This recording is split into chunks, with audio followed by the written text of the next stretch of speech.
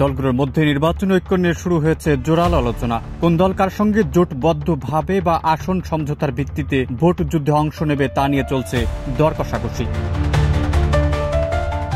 দীর্ঘ দেড় যুগের বেশি সময় ক্ষমতার বাইরে বর্তমানের মাঠের রাজনীতির অন্যতম বড় দল বিএনপি। শেখ হাসিনার শাসনামলে কার্যত কোণঠাসা দলটি এবার নতুন উদ্যমে মাঠে নেমেছে। আসন্ন ত্রয়োদশ জাতীয় নির্বাচন নিয়ে তাই বড় স্বপ্ন দেখছে দলটি। অন্যদিকে বিএনপির দীর্ঘদিনের মিত্র জামায়াত ইসলামী আওয়ামী লীগ সরকারের শাসনামলে কার্যত নিষিদ্ধ জামায়াত ইসলামী গণঅভ্যুত্থান পরবর্তী শেখ হাসিনা সরকারের পতনের পর পার করছে ইতিহাসের সেরা সময়।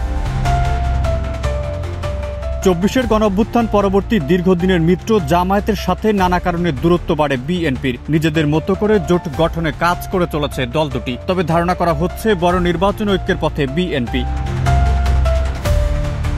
বিভিন্ন দল নিয়ে একটি বড় নির্বাচনী জোট গঠন করতে চায় দেশের প্রধান রাজনৈতিক দল বিএনপি। দলটিরই মধ্যে ফ্যাসিবাদ বিরোধী যুগপৎ আন্দোলনের সঙ্গে যেসব জোট ও দল সম্পৃক্ত ছিল তাদের কাছে সম্ভাব্য প্রার্থী তালিকা চেয়েছে। এসব দলের কিছু সম্ভাব্য প্রার্থীকে তারা গ্রিন সিগন্যালও দিয়েছে। এর বাইরে অন্যান্য দলের সঙ্গেও আলাপ আলোচনা করছে বিএনপি। এর মধ্যে নির্বাচনী জোট গঠনে এনসিপির সঙ্গে বিএনপির পর্দার আড়ালে আলোচনা শুরু হয়েছে বলেও জানা গেছে।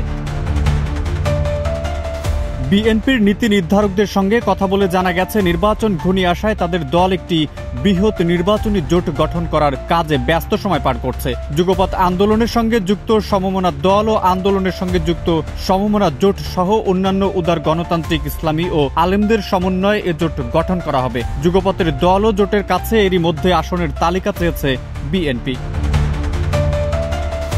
জানা গেছে যুগপথের দলগুলোর সঙ্গে একাধিকবার বৈঠক করেছে দলটি।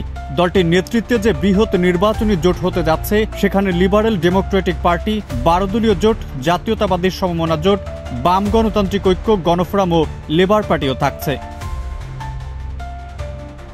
জাতীয় নির্বাচনকে সামনে রেখে কোনো জোটে যাবে নাকি নিজেরাই জোট করবে এসব চিন্তা নিয়ে কাজ করছে জুলাই গণঅভ্যুত্থানের আদর্শে গঠিত দল এনসিপি।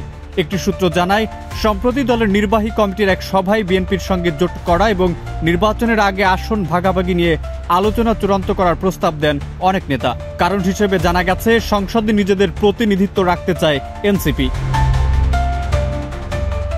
জাতীয় সংসদ নির্বাচনকে কেন্দ্র করে যে নয়ামিকরণ হচ্ছে সেটা মাথায় রেখে জামায়াতের বাইরে ইসলামী দল ও আলেমদের একত্রিত করার কাজ করছে বিএনপি। এ লক্ষ্যে জমিয়তে উলামা ইসলাম, বাংলাদেশ খেলাফতে মজলিস সহ ধর্মীয় দলগুলোর সঙ্গে আলোচনা করছে বিএনপির দায়িত্বপ্রাপ্ত নেতারা।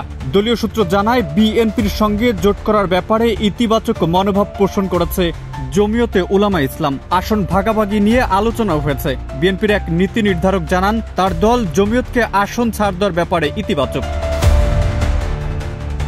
দেশের একটা বড় অংশ আলেম সমাজ, এবার তাই আলেমদেরকেও পাশে চায় বিএনপি। এজন্য দলটির নেতারা ইতোমধ্যে হাটহাজারী মাদ্রাসা, হেফাজতে ইসলাম বাংলাদেশের আমির, সারসিনা পীর, আলিয়া মাদ্রাসা ধারার যেসব আলেম আছেন তাদের সঙ্গে দেখা করেছেন।